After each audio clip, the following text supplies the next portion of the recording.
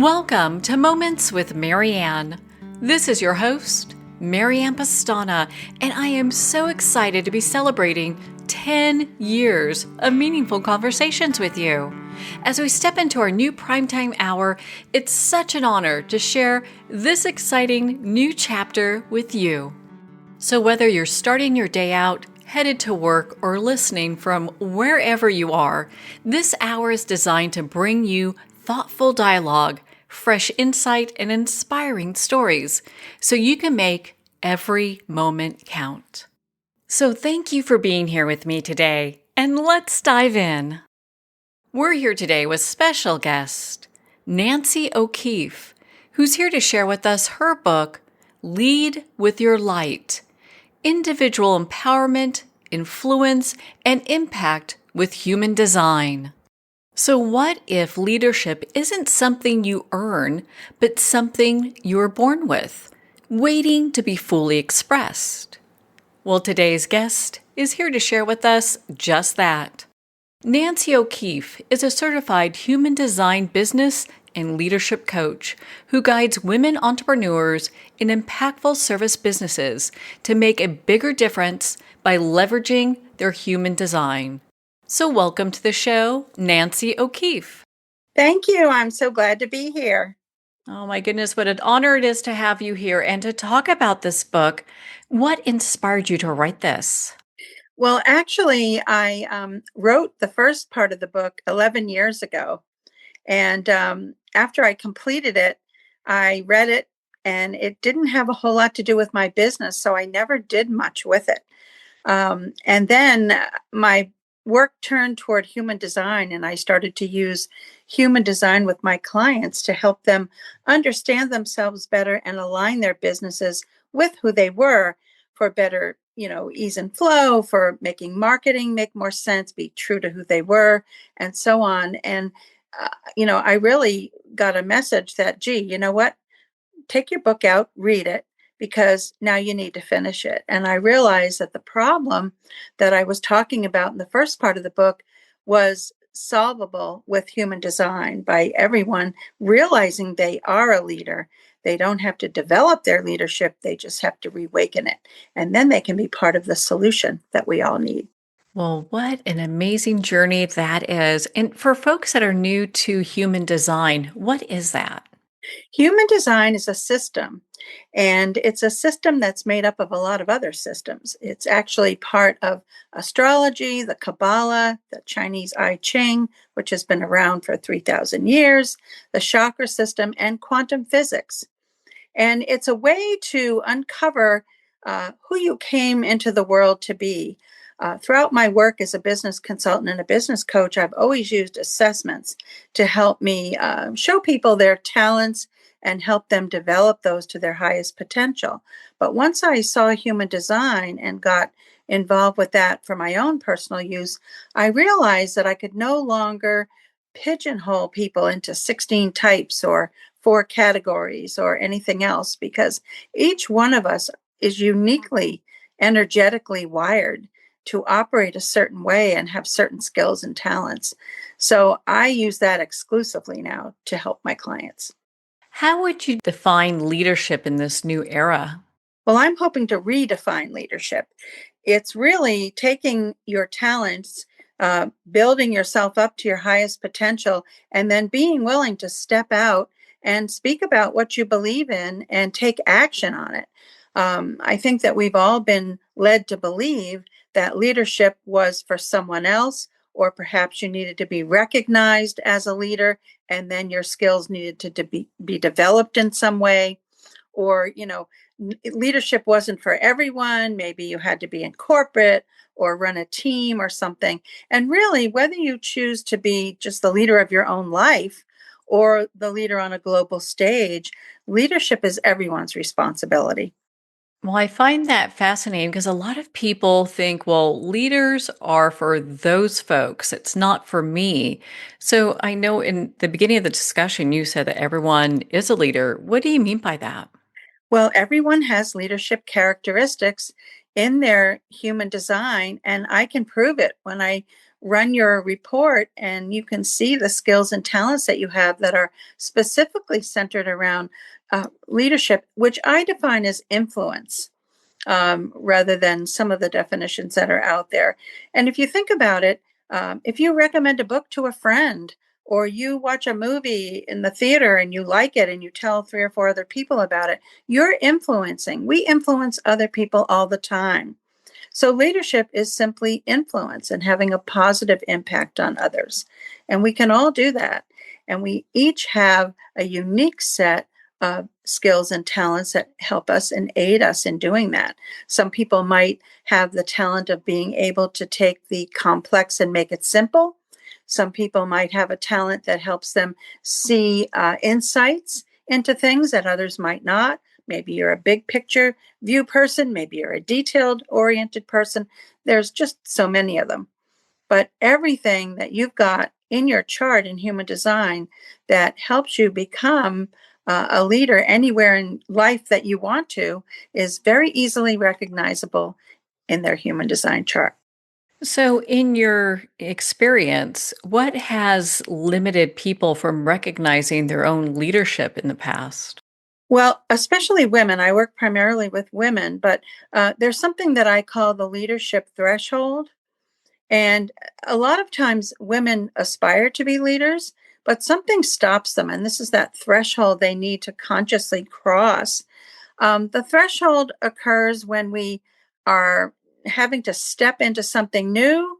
And in the course of doing that, we're a little bit vulnerable. We might have an idea, or we might be talking about something different that other people might not buy into. So we're a little bit afraid of how we're going to be accepted. We might need to step our game up a little bit, play in a new room, and we might lose some clients or friends along the way. So there are a lot of fears associated with stepping into leadership. Traditionally, women have been told that being assertive and being aggressive is not attractive. And that's something that some women avoid because they want to be accepted and attractive as opposed to being a leader and powerful. So there's a lot of conditioning out there around leadership, especially for women. And when we look at it in terms of your human design, we can see that you are a leader and you just need to choose it. Really, you need to awaken what you've got already inside you, and then you need to make the conscious choice to use it. So, you mentioned using human design earlier. How does that help individuals understand their unique form of leadership? Because everyone is wired to navigate the world differently. And once you see, we've been taught in business, especially over the last decade, um, even what marketing words to use, how to say things when you're on a sales call. Here's a script to use. We have funnels that we all use. Everybody knows at the end of a master class or a webinar, there's going to be a pitch. I mean, there are just some basic things we've been taught about sales and marketing that make us all sound the same. And people need to be able to differentiate themselves. One of the big differentiators in marketing that we try to use is, around our messaging. But my feeling is that you can differentiate yourself very easily by just being yourself because you're already different.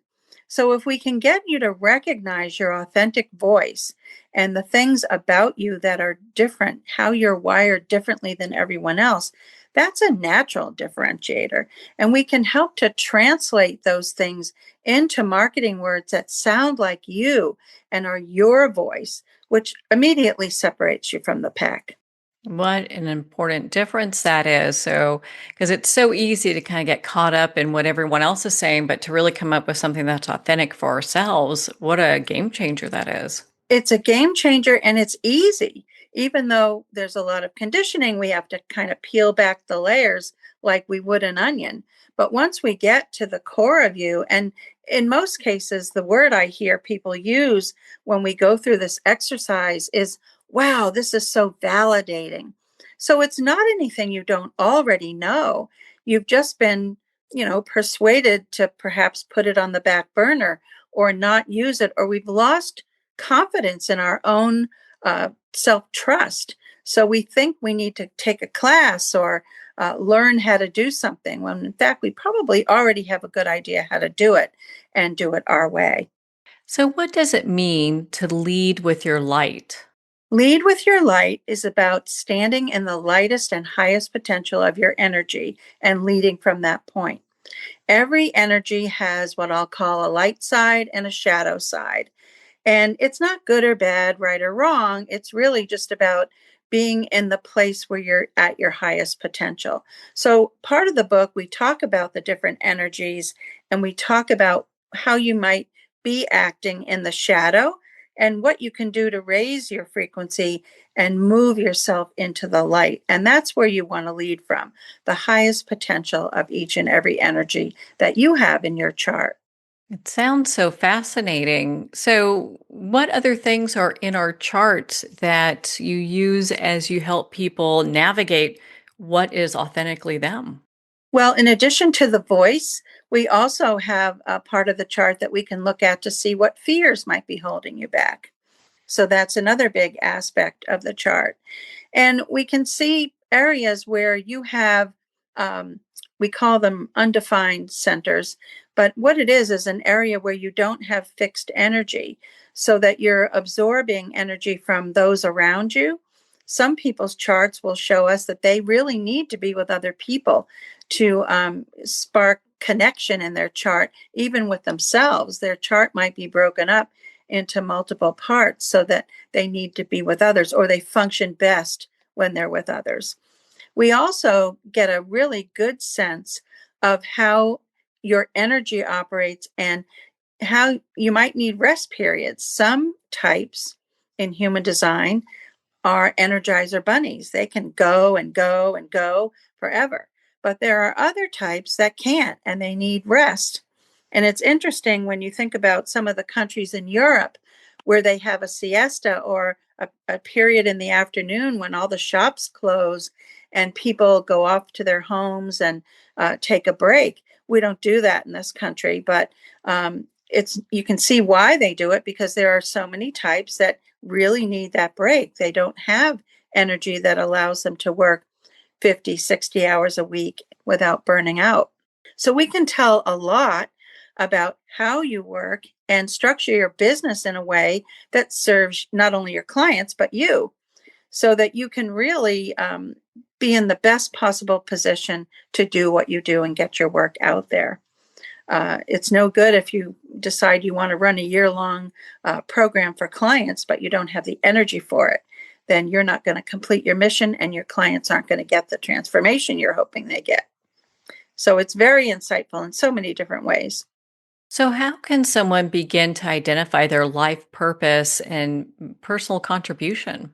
Well, the best thing they can do is get their chart and start their human design journey. And I have on my homepage on my website a big blue button where you can pull your human design chart for free and get a report about it. So that's a great place to start. All you need is your birth information. You do need your birth time and it needs to be accurate. But if you can pull that information, read the report, that's a great place to start. And it is, very complex. There's a lot of nuances to it.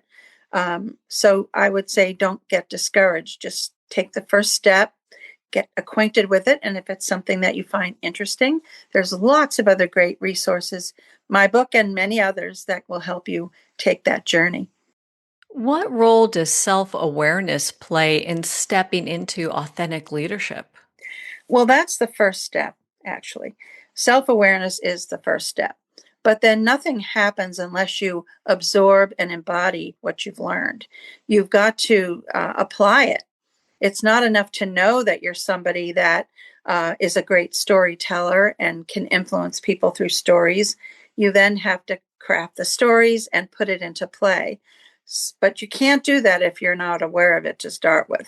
Yeah, I think that's a real tough part for a lot of people is having that self awareness and how we think and act and react throughout our day.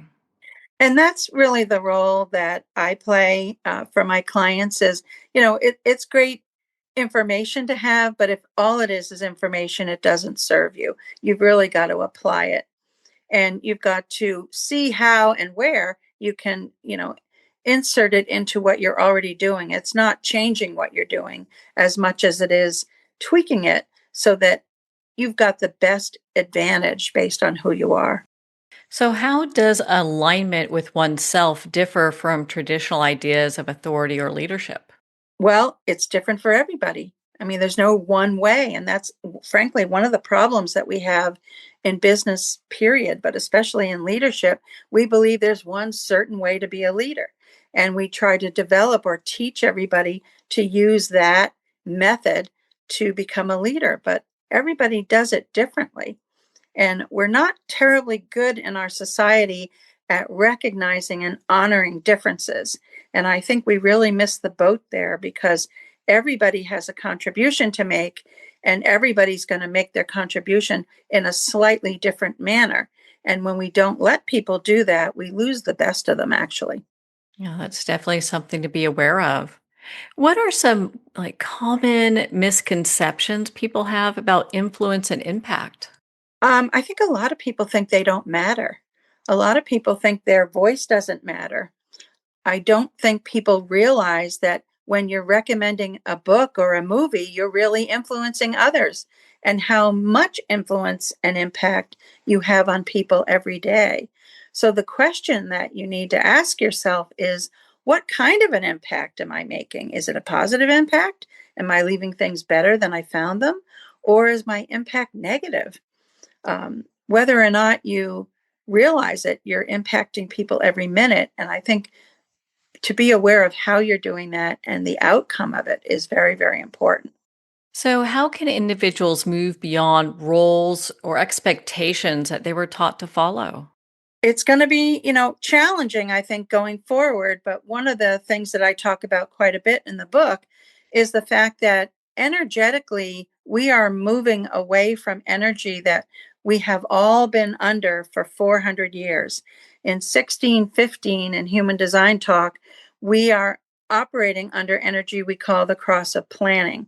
And that energy is very much based in institutions, process, systems, logic, hierarchies. February of 2027 is the hard date, although we're already seeing the transition and will be probably a decade beyond 2027. We're moving to energy that's more about the individual. It's more about spirit, self trust, being in a position to really get inside yourself and understand yourself and do things in your own way, in your own direction. For example, we're seeing things like the traditional job. Over the last decade, we're losing the traditional job. We've seen so many people leave the workforce first in the great resignation and then in the quiet quitting, and now in other ways. They're going off to do contract work or start their own businesses or do, things other than go into somebody else's office and do a 9 to 5. So that's an example of how we're shifting away from the old energy and into the new energy of just the individual. Some people are going to need some help making that transition. And human design is a fabulous tool for understanding how you will function in the new era, how you're built to function that way. And people will need to understand their human design so that they can really help themselves transition into what's to come. And for those people who are probably thinking, okay, well, leadership, that sounds real exciting, but maybe that's for somebody else. How can they activate the leader within themselves? Well, leadership is a choice, and but it's your choice. I think up until this point, your boss or your company might have decided whether or not you had leadership capabilities, and then they would uh, choose you, so to speak, to develop your talents and your leadership. But now the choice is yours. You do have it. I can prove it to everyone. Um, so you have to choose where you want to be a leader, if you want to be a leader. Now, certainly you want to step up and lead your own life. What does that mean? You want to be in a position to make aligned choices that are right for you. You want to do things that you want to do. the way you want to do them. That's the first step. And once you have that level of leadership in your own life, then you can decide maybe you want to lead in your community, or maybe just your family, or maybe you want to be on a world stage. That choice is entirely up to you. And stepping into it is really just about what you aspire to accomplish. Uh, is there something in the world that you see that you want to change, that you're not happy with? And again, that can be in your own backyard or on a world stage. So it's really all about what you choose to get involved in, what you feel or passionate about, and who you feel compassion for. That's really what's going to determine how and where you step into leadership. So, what shifts do you see happening as we approach this new era of leadership? A lot is going to be different. A lot, and we've seen it happen. And the first part of the book talks about it. We've seen a lot of the institutions that we depended on so dearly kind of buckle under the pressure. For example, the healthcare system in 2020, when we had COVID, could barely carry the load. The public school system has shifted over the last X number of years. We had charter schools. Now we have so much homeschooling because the basic public school system didn't serve everyone any longer. So as we can see through the traditional job, as we talked about, who would have ever thought we would have government shutdowns? We can see that the institutions and the way we've done things in the past isn't always serving us as well as it did. And something new has to occur. What's going to happen? I wish I had a crystal ball and I could answer that question and tell everybody exactly what to expect. But what I can say is, for me, it looks as though individuals will be honored more for who they are and what they can do. I think we will start to see people's differences as a positive thing. I hope that will lead to a more peaceful coexistence for all of us and an ability to be better as a human race, because we will use the skills, the talents, and all the wonderful things about each one of us will be valued. We won't be segmented into groups that, can do this or can't do that. We'll all have a chance to express everything we can do, and in doing so, make the world a richer place. So, what's one step our listeners can take right now to lead with their light? Be in your highest frequency. And part of that is taking good care of yourself, making sure that you remove the toxics out of your life. Do some things for self care. Take a walk in nature. Start to really look at what you want in life and to honor it. Don't be somebody who is just going with the flow. Be conscious in your living. Be mindful. Make sure that you're with the right people, that you're not, hanging out with people that don't serve you or don't make you feel good about yourself. Make sure that, if you can't listen to the news every night, then don't. Put yourself in a positive place and honor yourself by taking good care of yourself mentally and physically so that you can move forward with the highest possible frequency. What we consume is very, very important. So if you have a choice to consume something that's, I don't know, I'm going to use the example of violent versus peaceful. Perhaps the peaceful thing is better for your psyche. Everybody has to make that decision for themselves. But if we go through life on autopilot, just following the flow and not thinking about what we really need and what we really want, then we're going to be living in a lower frequency than we could if we choose something different because it's the right choice for ourselves. For those folks that are tired of playing small, what would you suggest to them? Well, once you learn all about your great skills and talents, and then the next step is to look at what fears you might have that are holding you back. I would venture to guess that probably most of us are playing smaller than we are really designed to play. And it's really a function of having something you're really feeling very convicted about, and then being willing to stand out and speak your piece and stand in it, because, you can't buckle under the pressure of people that might not agree with you. not everyone's ever going to agree with you, and that's okay. We all are entitled to our opinions, and you've just got to be brave enough, basically, to get out there and do the things that you need to do to bring what you feel is important to the world. How can people start to trust their inner guidance, especially when that's something that's really new to them? I'm so glad you asked me that question because human design gives us a decision making center. In life, we're taught that we should think things through, use pros and cons, use logic, when in fact, the real way to make an aligned choice for yourself is using your decision making center. Everybody has one depending on their energy type. Some people need to sleep on it when they make a decision. Some people can make a decision based on their gut reaction. Everybody's is a little bit different. There are some types that need to talk it through. So once you understand and embrace your decision making center, you can make aligned choices all day long, and you can take those choices to the bank. It takes a little practice because we've been taught not to do it that way. But once you get to the point where you are practicing it and feeling into those decisions, you will start to get a lot more confidence and feel much more trusting in your own decision making. And that's really important. Self-trust is the key to the future, in my opinion.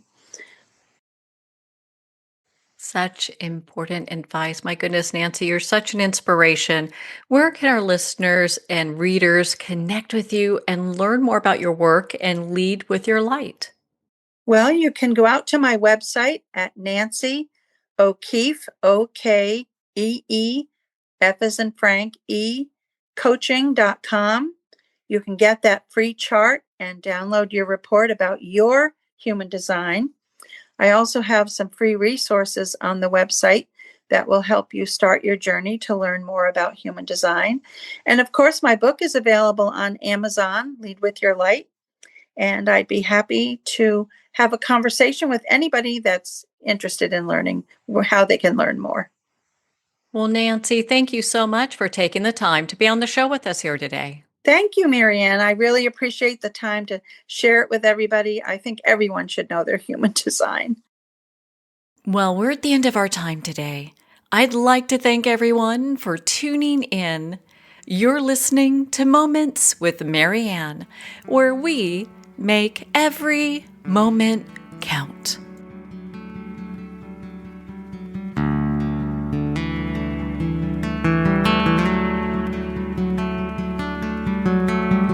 In a single moment, your life can change. Moments with Marianne is a transformative hour that covers an endless array of topics with the best of the best. Her guests are leaders in their fields, ranging from inspirational authors, top industry leaders, and business and spiritual entrepreneurs. Each guest is gifted and a true visionary, a recognized leader in her own work, and while teaching others to develop, refocus, and grow, Marianne will bring the best guest and sometimes a special surprise. Don't miss this. You never know just which moment will change your life forever. Make sure to tune in and visit momentswithmarianne.com for more information.